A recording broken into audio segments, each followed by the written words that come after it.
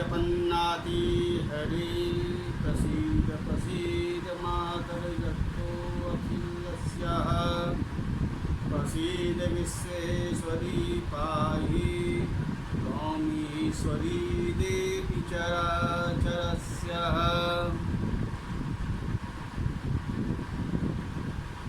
प्रवक्ता आधार पुरुषस्य नामः डॉक्टर कृष्ण नारायण झा, सहायक प्रोफेसर, जूथालाल संस्कृत महाविद्यालय मझौलिया, पश्चिमी चंपारण। कक्षा यानी वर्ग शास्त्री प्रतिष्ठा तृतीय खंड में अनिवार्य प्रथम पत्र। निर्धारित पुस्तक का नाम है संस्कृत वाङ्मय का इतिहास, जो विश्वविद्यालय द्वारा 100 अंक की निर्धारित की गई है।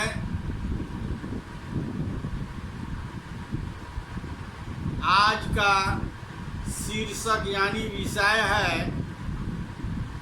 नाटक का हास्य युग। आज का विषय शीर्षक है नाटक का हास्य युग।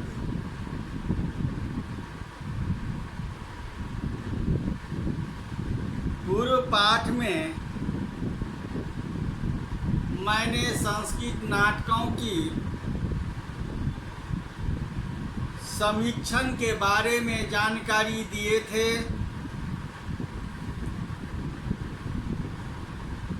संस्कृत नाटकों का समीक्षण के बारे में जानकारी दिए थे। संस्कृत नाटकों के रचयिता जिन आदर्शों का चित्रण अपने नाटकों में करते थे, प्राचीन आदर्श, सुविचारी, सुपरीक्षित तथा सुव्यवस्थित, ऐसे आदर्शों के विश्लेषण की पूरी सामग्री एकत्र करने के लिए कविजन प्राचीन राष्ट्रीय नायकों की अपनी कृतियों का पात्र बनाते थे और उन्हें रंगमंच के ऊपर अवतीर्ण करते थे। संस्कृत भाषा में निबद्ध ललित काव्य विषय साहित्य में संस्कृत नाटक अपना महत्वपूर्ण स्थान रखता है। इस पर मैंने पूर्व पाठ में चित्रण दर्शाए हुए थे। आज का व्याख्यान है, आज का विषय है नाटक का हास्य युग।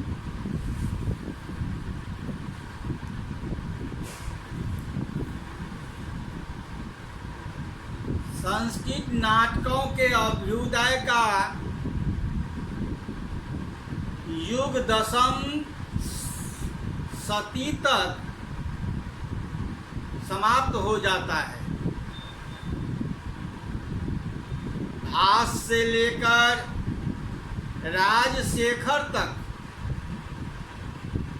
कालखंड संस्कृत नाटककारों की प्रतिभा से दीप्त तथा उज्ज्वल था। इसके अंतर भी संस्कृत नाटकों का निर्माण चलता रहा, परंतु इस युग में प्रतिभा की उतनी विमल विभूति दृष्टिगोचर नहीं होती है। अतः इसे नाटक का हास्य योग की संज्ञा देना अनिवार्य है। इस युग के मुख्य नाटकों तथा प्रणेताओं का संक्षिप्त परिचय यहाँ दिया जाता है।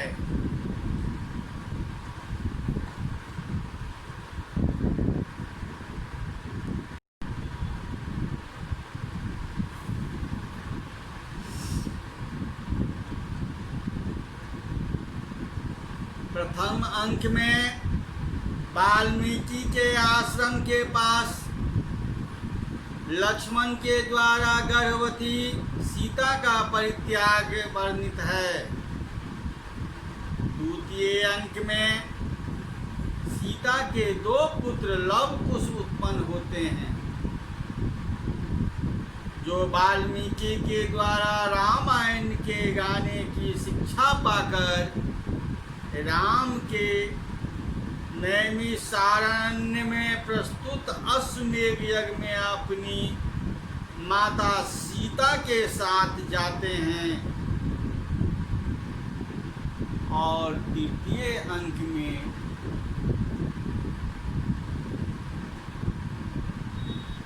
लव कुश के साथ सीता यज्ञ में पहुंचती है। गोमती के तट तीर पर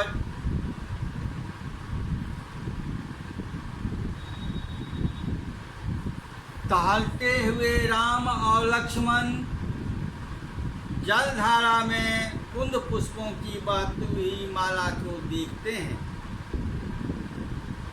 राम उसे सीता द्वारा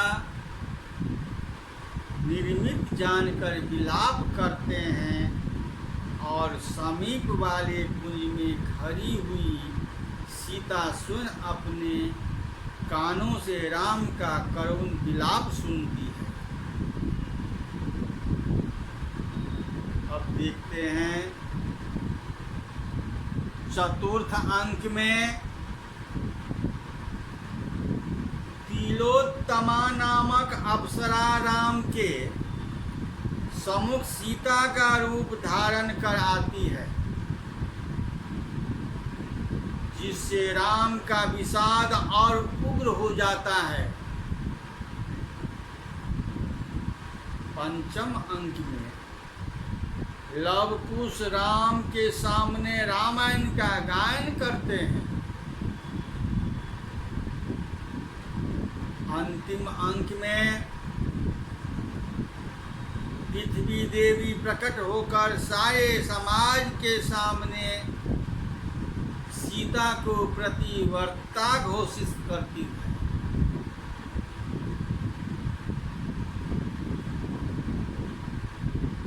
और अंत में रामचंद्र जी के पुत्रों से संबंधित साध्वी सीता से मिलन होता है।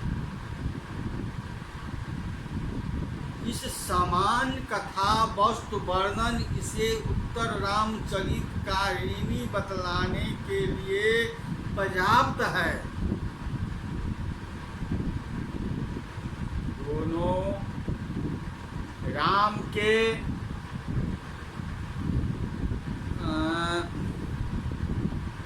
उत्तर चरित पर आधारित सुख पर व्यवसायी नाटक है। दोनों में अदृश्य सीता की कल्पना की गई है, परंतु कुंदनमाला भवभूति के उत्तर रामचरित के द्वारा प्रभावित होने की विशिष्टता रखता है। उसकी क्षमता वह कथमपि नहीं कर सकता। इसकी भाषा जरूर सरल और सुबोध है, शैली प्रसादमयी है और दर्शकों के मनोरंजन करने में अलम है, परंतु मानव हृदय के सूक्ष्म भावों का जो विश्लेषण उत्तर रामचरित्र में है वह कुंदमाला में खोजने पर भी नहीं मिलता। प्रकृति चित्रण में जो दोनों में नितांत पार्थक्य है, उत्तर रामचरित में भीषण भयावह प्रकृति के चित्रण है, किंतु कुंदमाला में प्रकृति के मधुर स्वर को, भाव को अभिव्यक्त किया गया है। यह अंतर दोनों कवियों के दृष्टिकोण का पर्याप्त विभेदक है।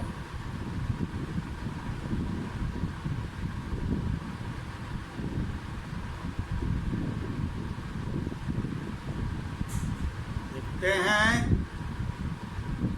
सीता का विलाप प्रकृति के पशु पक्षियों को कितने मार्मिक के साथ प्रभावित कर रहा है। एते रुदन्ति हरिणाः हरतुं हंसाश्च शेखविदूधराः कर्णं रुदन्ति नित्यं त्यज्यन्ति शिखनोऽपि विलोक्य देवी तिर्ज्यनन्ताः वरमयिनः वयं मनुष्याः। यहाँ सीता का विलाप प्रकृति के पशु पक्षियों पर कितने प्रभावित, कितनी मानसिकता के साथ प्रभावित कर रहा है। इस उपेक्षित नाटक की उपलब्धि 1923 ईस्वी में हुई है। इसके रचयिता की समस्या आज भी गवेषकों ने अपना समाधान चाहती है।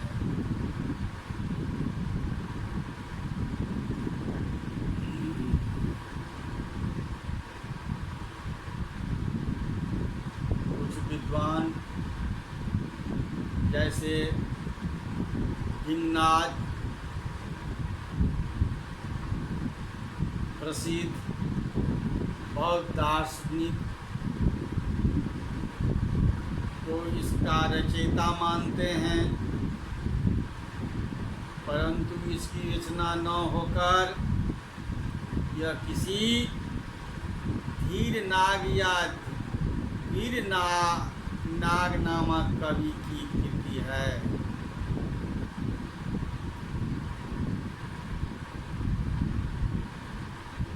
देश काल का पता नहीं है। कुंदमाला का प्रथम उल्लेख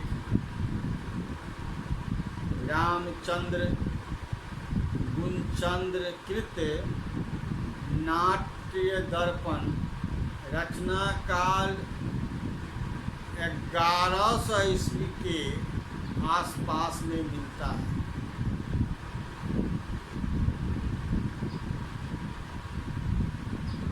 जिससे इसका रचना काल 1000 ईस्वी के आसपास अर्थात 10वीं सदी के उत्तरार्ध में प्रतीत होता है।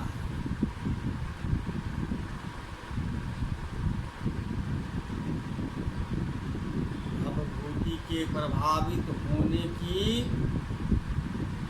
घटना इस काल की निर्धारण की कोशिका है।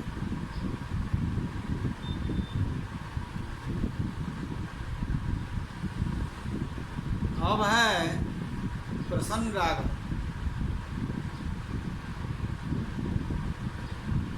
कुंदमाला के बारे में अभी आप जानकारी प्राप्त किए। अब प्रसन्न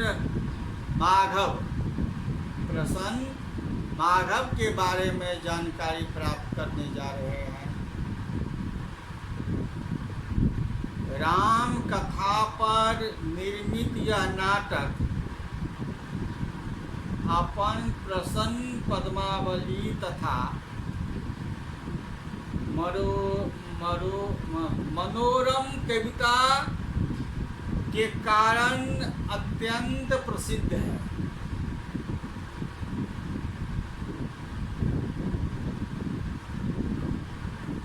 नाटक का वैशिष्ट्य रामचंद्र के मधुर भावों के चित्रण में है।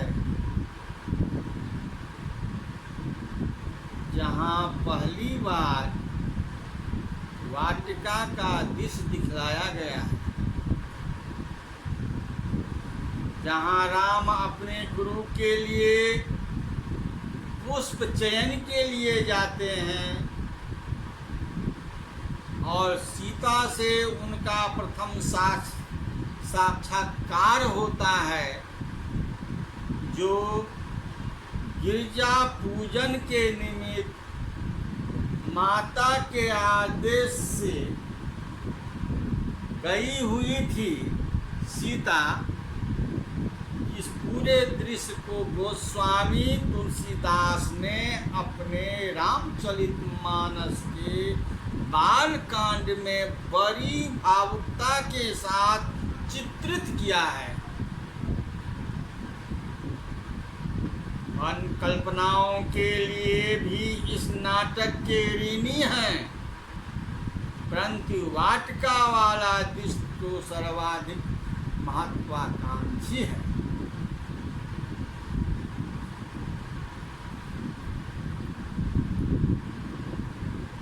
प्रसन्न राघव में इतना तो वर्णन सुने हैं आप। अब देखते हैं राम कथा 7 अंकों में वर्णित है। राम कथा 7 अंकों में वर्णित है, जिसमें राम और सीता के वाटिका वाली प्रथम साक्षात्कार की कथा बड़ी सुंदरता है।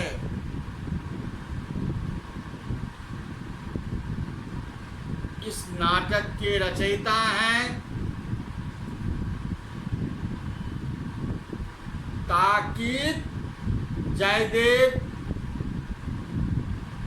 जो महादेव और सुमित्रा के पुत्र थे।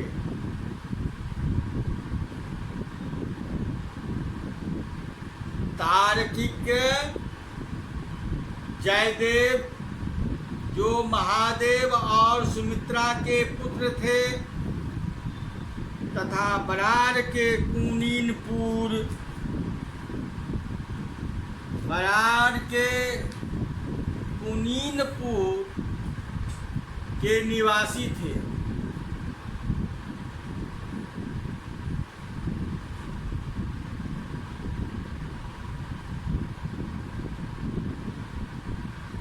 इनके काल का पता इस घटना से चलता है कि विश्वनाथ कविराज 1350 ईस्वी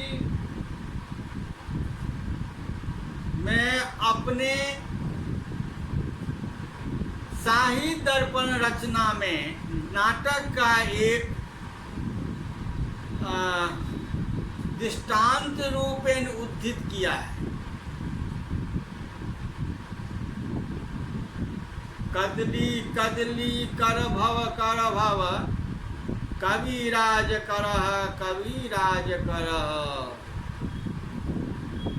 कदली कदली करभः कलिराज करह कलिराज करह। भुवन्त्रिये अपि पिबति तुलामिद मृगं च शम्भुरु दिशः। कमनीय पद का ताज पर बड़ा ही सुंदर है। मृग नहीं, सीता के पुरु युगल की भुवन त्रिभुवन में कहीं समता नहीं मिल सकती। कदली अर्थात केला, कदली अर्थात केला का चिकनाहट खंभा, तो कदली जड़ ही है, करभ हाथ का प्रकोष्ठ से चलकर कनिष्ठा तक भाग, तो करभ अति लघु ही है।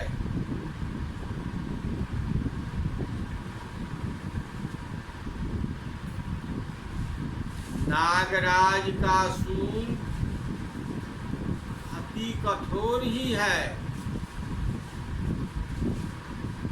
इन दिष्ट उपमानों के तिरस्कार कर देने पर जगत में वह पदार्थ ही विद्यमान है जिसे उस युगल की समता निष्पन्न की जाए।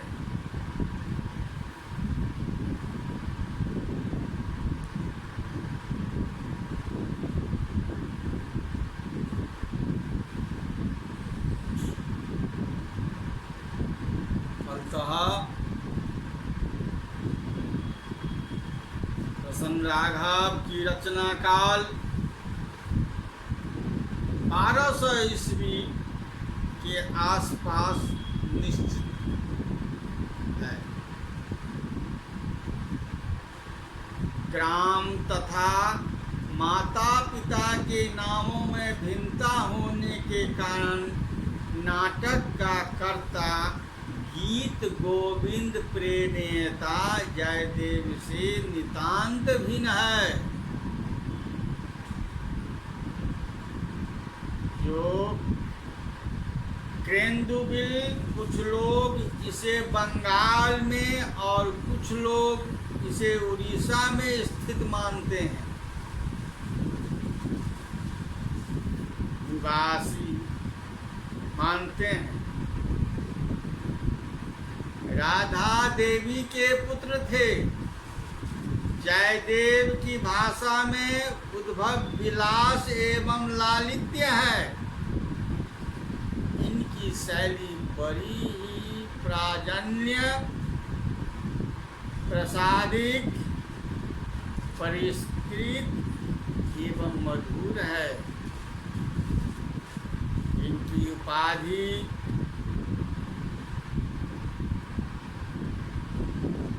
अमृत बरसाने वाला सर्वथा उचित है। अपने विषय में इनकी यह गर्भोक्त साधक प्रतीत होती है।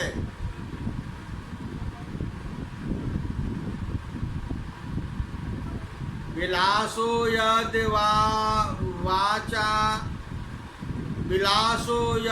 वाचाम रसि निस्यन्दु मधुरः फलतः प्रसन्न राघवः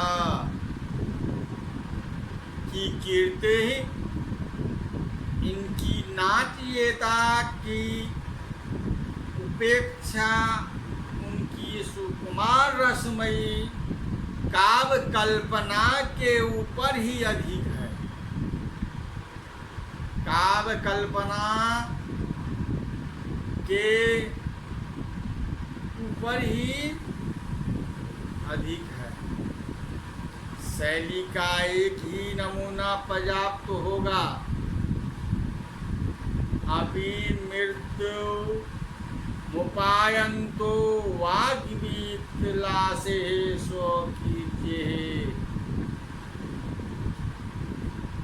पर भनीतिषु तोषं यन्ति सन्तः क्रियन्तः निर्धन करंदस्यन्द पुण्यवालः कलश सलील सेकम नेहते किम रसालः।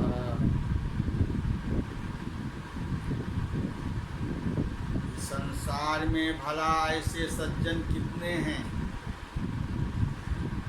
जो अपनी कविताओं से आनंदित होते हुए भी दूसरों की काव्य रचनाओं पर खूब संतोष प्रकट करते हैं। यहाँ आम का वह वृक्ष जिसका थाला अपने सघन मकरंद रस से ही पूर्ण रहा हो, घरों के जल से सींचे जाने की कामना नहीं करता। इस नाटक के शब्द विन्यास बड़े ही मधुर तथा प्राजन्य है तथा युवतिल को कलनावली कलकंठी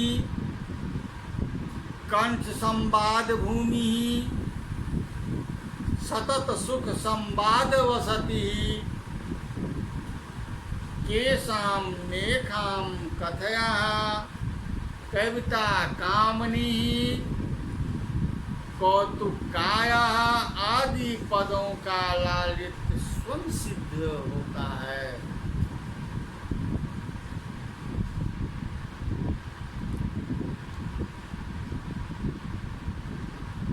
अब तीसरा पद चलिए। प्रबोध चंद्रोदय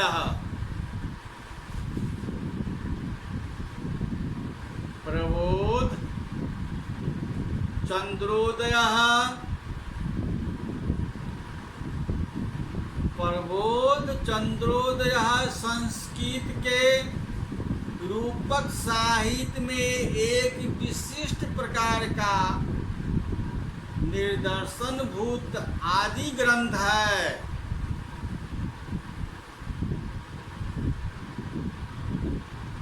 यह उस नाट्य प्रकार का प्राप्ति निध्य करता है जिसमें अमृत पदार्थ जैसे श्रद्धा, भक्ति, ज्ञान, वैराग्य, दंभ, हिंसा आदि मूर्त रूप में कल्पित होकर नाटक के पात्र बनाए गए। साधारण रीत्या पूर्व पदार्थों की नाटकों में पात्र कल्पना की जाती है। यह ठीक उसके विपरीत है। कहीं तो समस्त पात्र ही अमूर्तात्मक है और कहीं मूर्त तथा अमूर्त का मिश्रण प्रस्तुत किया गया है। ऐसे नाटकों को हमने प्रतीक नाटक, एलेगारिकल ड्रामा, इसे आंग्ल भाषा में कहते हैं एलेगारिकल ड्रामा की संज्ञा प्रदान की जाती है। ऐसे नाटकों को हमने प्रतीक नाटक, संस्कृत के नाट्य शास्त्रीय ग्रंथों में समान नाटकों से उन नाटकों का पृथक निरूपण नहीं किया गया है। संस्कृत के आलोचकों इस विशिष्टता को महत्व देने के पक्ष में नहीं है, परंतु पाश्चात्य आलोचना इसे विशेष महत्व देती है।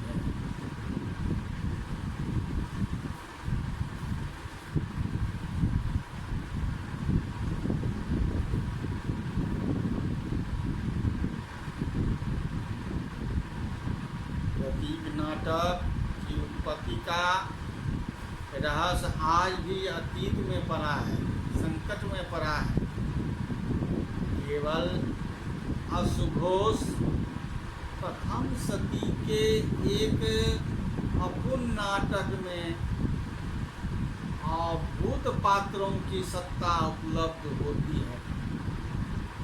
इस रूपक में हम बुद्धि, कीर्ति और धीरति को प्रवेश कर कथनों पर कथन करते हुए पाते हैं। तदंतर स्वयं युग का आगमन होता है।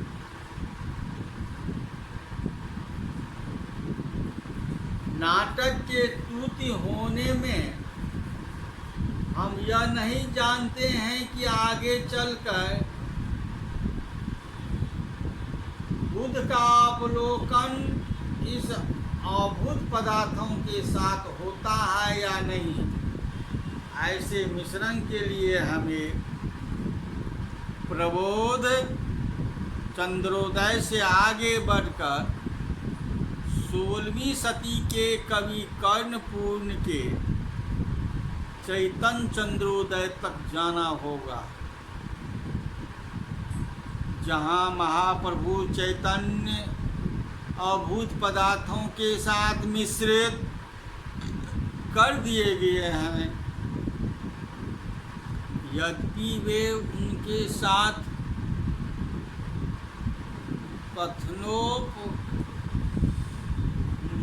कथन प्रस्तुत नहीं करते।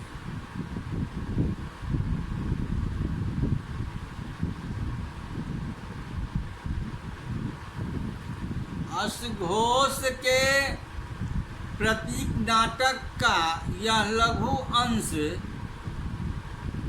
मोहरा पराजय 13वीं सदी की स्मृति में उदित कर देता है,